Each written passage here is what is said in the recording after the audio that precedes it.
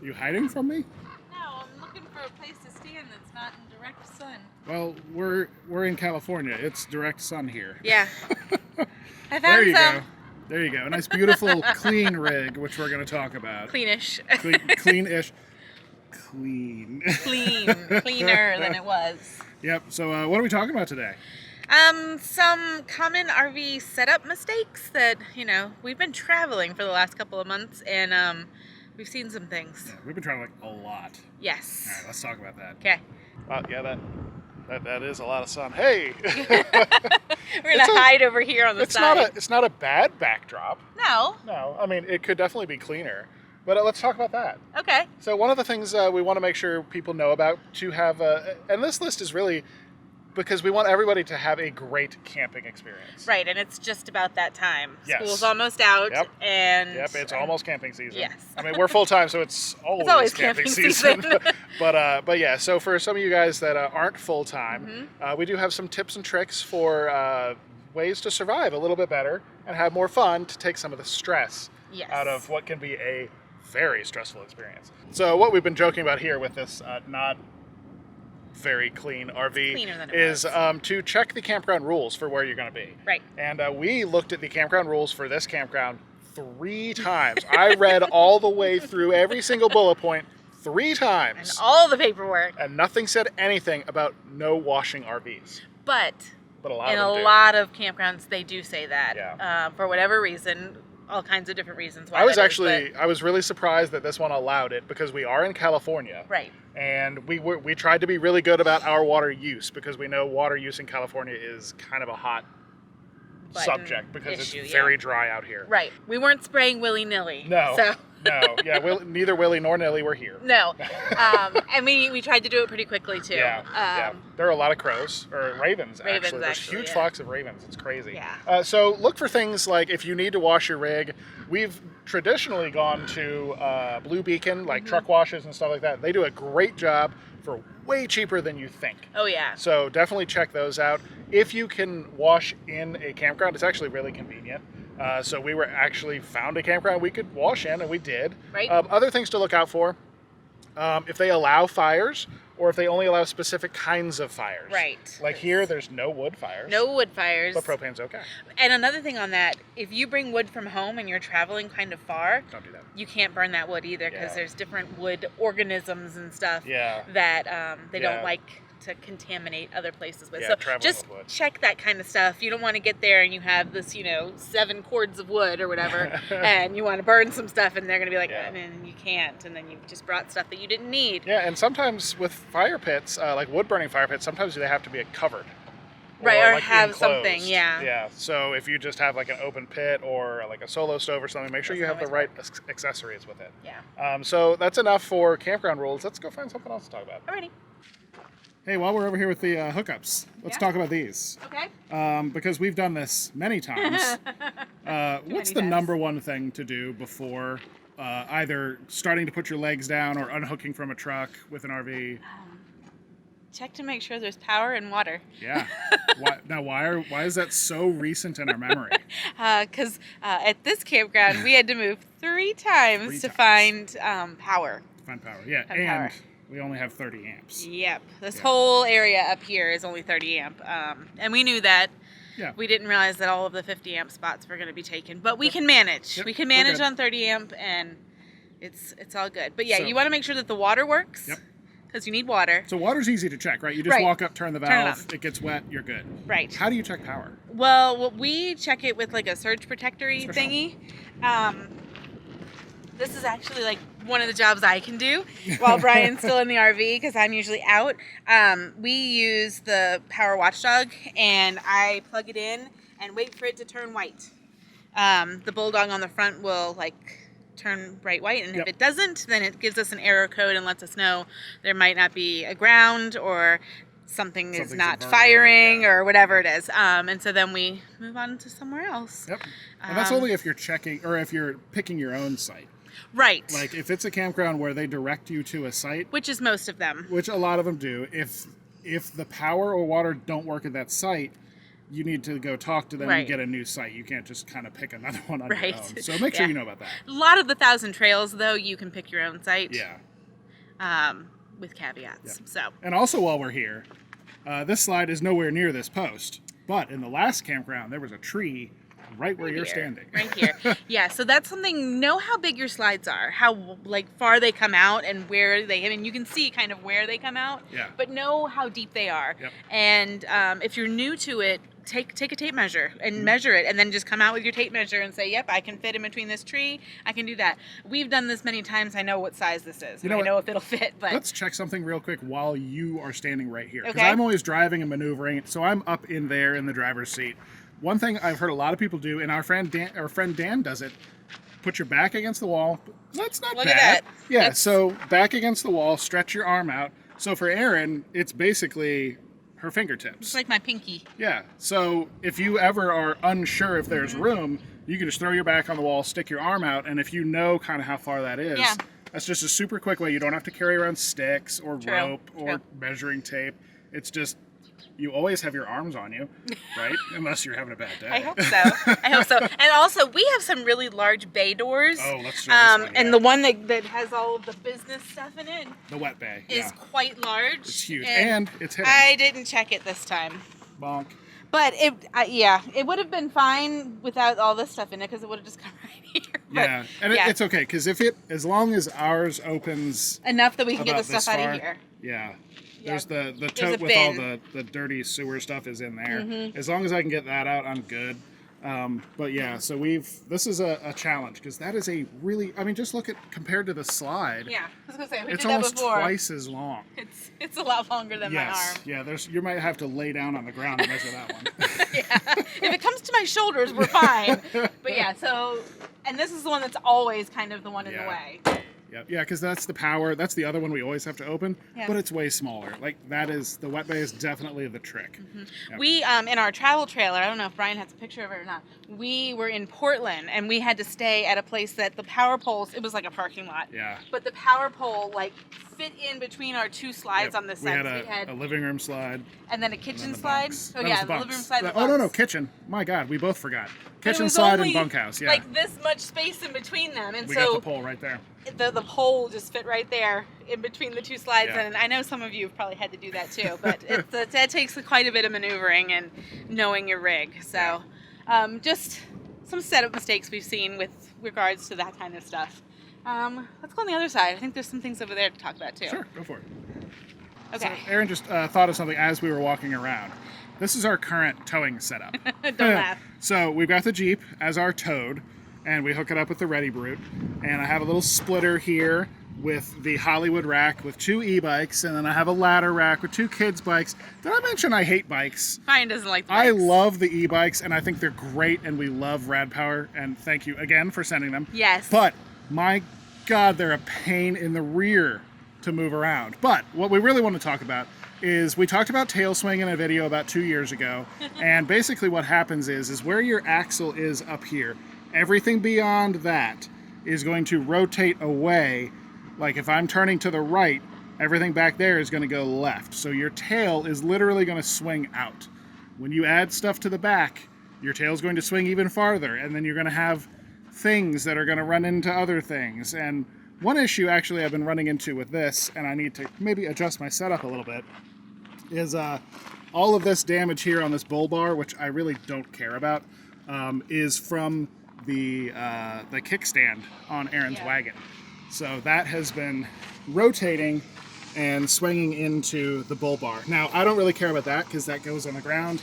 I don't really care about the bull bar because it's there to protect the Jeep. Right. So I'm not super concerned about that, but you got to check these things. Yeah. Right? These things run into other things, and metal bends and punches into things, and it gets messy. And you haven't hit on what my main concern was with this stuff. Yeah, you're real dark. Let me rotate around you. Oh, the brightness of the sun. Beautiful. Oh, thank you.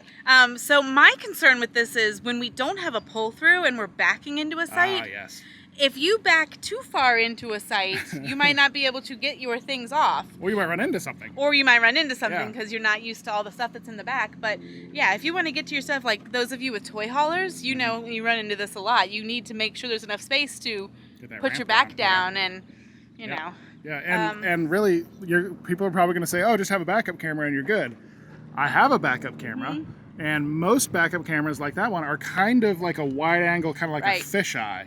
Erin can be standing right here and be telling me I have 6 feet to go, but I can't see her because she's like, the way the angle looks and all that, like it looks very compressed, and I'm like, I think the rear of the RV is like all the way back here, and yeah, she's like, no, I promise you. Yeah, it's so you just got to kind of know your stuff, know how big you are, know your dimensions, trust your spotter. Yes, and a lot of you don't have spotters. I don't know how you do this. You need to get your significant other working on this. Well, it's so much easier with 2 people. That's my little advice there. If the people you travel with can help you, get some help, because it just makes things so much easier and less stress on you. And goal, GOAL. Get out and look. Yes. Always. If there's any questions. Even when I have questions and I'm back here and I'm like, I can see it, but I need you to come out and know what you're running into. Yeah. For sure. Yep. You have to get out and look. Yep. No one is sitting there judging you. No one is timing you. I mean, everybody's kind of judging you. Shh. Don't tell the secrets. Don't tell the secrets. But we're also reminiscing of the fact that, that happened to us at the last park, and I wonder how they're going to get out of it, So just get out know and look. that. Just get out take your time. Don't rush. It's all of this is way too expensive. Yes. To run into a tree or a power pole or another rig. And if I'm watching you, I'm probably saying, why don't you just get out and look? Right. Yep. So just do that. Yeah. Alrighty. Let's do your test real quick. I feel like this one's wider, but maybe it's not. So they both have the same windows, so they should be about the same. Yeah. No, it's little shorter. Just a little. It's so. Yeah. Yeah, the other one came out like 4 inches longer, 4 inches farther. Yeah. Unless my arms are of different. Let's check it on the other side. Oh, geez. Maybe my arms are just different lengths. This will be a revelation for us all. No, okay. No, right. I was a little worried. No, okay. So it's a little shorter, but similar. Yeah. Know where that is too. Yeah. You can still get into. Well, see, this one's much easier because on the camp side, you're probably going to have less stuff to run into. Right. It's always the hookup side that's going to be the challenge. Issues. Yeah. Also, our steps, like we have a motorhome, but it's not a fancy motorhome. Right. Our steps are always the same when they come down, like the same. They're dumb steps. They're dumb steps. They come out. That's what they do. Yeah. This is where they fall. Yeah. Some motorhomes will adjust. Based on things, but ours don't. So kind of know. And in the travel trailer, we had the steps where you have to pull them out. Yeah, and they were always the same. At all. So know whether or not you're going to hit something when you pull those steps out. It doesn't happen very often. That's more like a travel day thing. Because I've pulled up to tall curbs, and that thing comes out and goes thud and doesn't extend all the way. And I'm like, oh, crap. And then that's not so good. So just kind of be aware of where your steps are. Again, you're right. It's more on travel days because you're not really going to have a curb in a campsite. Well, we've had patios before. Like sometimes you'll have like a concrete pad. They don't tend to be super tall, but it is a concern. Something to think about. Yeah, and when we have concrete pads, we like to step out onto that because you get less dirt inside. And So think about that. Yeah. But up front, this is really motorhome specific. Hey, look, it's Starlink. We're gonna talk about that very, very soon. We have some awesome updates on that. But this is. Well, you don't want to show off the poop bag? No. I don't. That means we're responsible dog parents. We are responsible dog parents. Putting it in the trash. We like being close to dumpsters. We're trashy folk. Still walking. Hey, we're trying to make a video here. So take your sweet time. One thing we do want to talk about, this is motorhome specific, but it does apply to pretty much any RV that has hydraulic legs. Yes. You need to know your rig and know whether it's safe to have the tires off the ground with all the weight just on the legs. Right. Now, for ours specifically, we have a 2016 Fleetwood Bounder. I can very easily get these tires off the ground with those legs right there. It is not recommended to camp that way. So we carry around some link blocks. Those are the yellow, like, stackable blocks.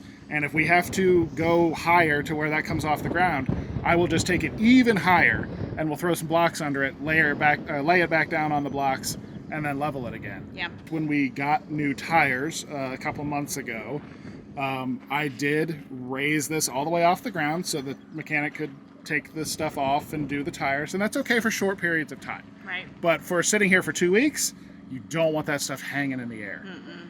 And the same goes for fifth wheels. right? Because if you have those big hydraulic legs or big electric legs, you don't want your tires off the ground. Right, you They're want not them meant to taking hang. some of the weight, Yeah. With a travel trailer, like what we had before we had this rig, and you might have seen our setup mistakes video with the travel trailer. Oh Lord, that was 3 years ago, oh, almost, gosh. July of 2019. Yeah. You have stabilizers. Yeah. The legs that come down from your travel trailer are stabilizers and not meant to take the weight of your rig. Yeah. So you don't lift things with that. Yeah. Those are just to keep you from going back and forth on the sides. Yeah, you just snug it to the ground and you're done. Don't lift. If you want to lift and you think that's okay, It's gonna bend. they're going to bend. Yeah. They're going to bend. These things are heavy.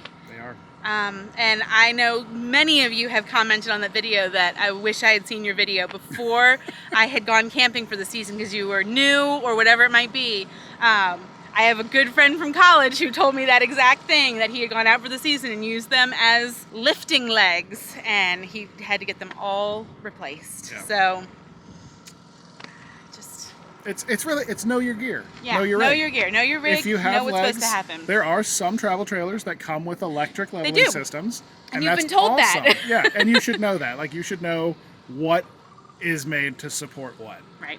That's really the main key here. And so for our motorhome, tires are on the ground or touching something, blocks or whatever, especially the rear, because when the parking brake is engaged, it's the rear tires keeping you from moving. Right. More often than not, we got to raise the front. But it's something to keep in mind. And we will move spots if we can't Actually, get level. We did that here. Our moving day to here last week was an event. It was an event for sure, yes. Which might have prompted this video. Yeah, just maybe. But, yeah, I mean, I had 3 layers of blocks underneath this, and we still couldn't get level. And so I was like, we got to move. And actually, no, it stroked out. I couldn't go any higher. I couldn't more go under. higher to put more blocks under it. So it was it was just too much. Just move, yeah. Yep. Back into the shade. Yes, I'm back into the shot, too, as well. We need to talk about, again, because we touched on it a minute ago, about 30 amp. Now, there are 2 types of power levels that you'll run into when hooking up your RV and campgrounds. There'll be 30 amp service and 50 amp. 30 amp is pretty restrictive.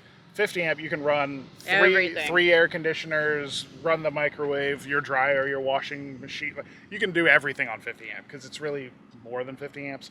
But 30 is very restrictive. And we're on 30 right now. In the travel trailer, we only had 1 AC unit. But when we were on 30 amps, if we wanted to run the microwave or anything else while the AC unit was running, any of that stuff, we had to turn the AC unit off.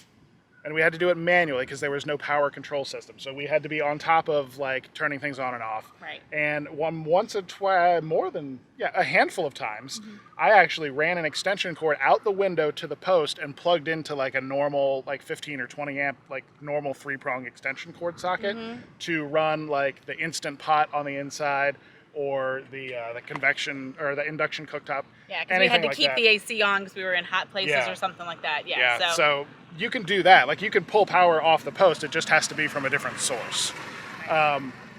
With this motorhome and with newer fifth wheels and higher end, I don't know if I've ever seen a power management thing on a travel trailer unless someone added it. We haven't looked at those in a while though. So if you have a power management system, it can help a lot when you're on 30 amp. So we're on 30 amp here. I have 2 AC units. We have the convection microwave, we have the Instant Pot, we have the induction cooktop, we have all these things we've been using. And I don't have to think about it, because with the power management system, what it does is it knows all the power coming in, and it knows what is drawing power, and it will automatically adjust things. So earlier you had the toaster going, and Tara threw something in the microwave, so it turned the AC off. Yep. Like, the power management system turned the AC off rather than kicking the breaker off. Right. So it's really nice. So again, it's kind of a know your gear thing.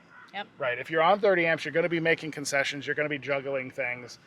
But if you have a power management system, it's actually kind of nice. Well, and some of you all have rigs that just run off of 30 amp, and that's true. just how your stuff is set up. Yeah. A lot of smaller you're trailers. good. Like, I guarantee you that one that's over there. Yep. It's a little aluminum sided, probably 22-foot trailer. It's got 1 AC unit. It probably just has 30 amp service. Yep. and it's fine because he probably can't do enough to overload it. Right. So we could overload ours if we didn't have that power management, Yeah. and we have overloaded it in the travel trailer. Many times, yeah. Before learning kind of how we needed to work Yeah. things out. Yep. And don't get frustrated with that. You can always just go on and repop it. Yeah, if everything turns off, you just go out and flip the breaker. It's just like, Yep. going into your garage in your house and messing with the fuses. yeah, So same thing. Yep. Yeah, so that's just a couple things that we wanted to talk about. Yeah. If you guys have any other tips or tricks for all of the other people that watch our videos, please leave them in the comments below. If we get a lot of them, maybe we'll just do another one of these. Right. And if you have questions, like you're concerned about something that's like this, pop onto Discord, because there are people on there that can answer your questions at all time. Our Discord channel is down here below, and it's a lot of friendly people. A lot of friendly people, and we're always happy to help. So just let us know. Yeah, it's a great resource. And there are people in there that know way more than we do about like internet and electrical and different types of RVs. Like we've never had a fifth wheel, we've never had a Class C, so there are lots of questions about other things, and it's just a fantastic resource. There's a couple thousand other people in there, so there's a lot of people to ask. So join us, check it out. It's totally free, by the way. Absolutely free. Absolutely free. There's no catch, there's no nothing. It's just a little community we made, and people have been enjoying it, so we keep it going. Yeah. So thank you guys for watching, and we will see you further up the coast in the next video. Bye, guys. Bye, guys.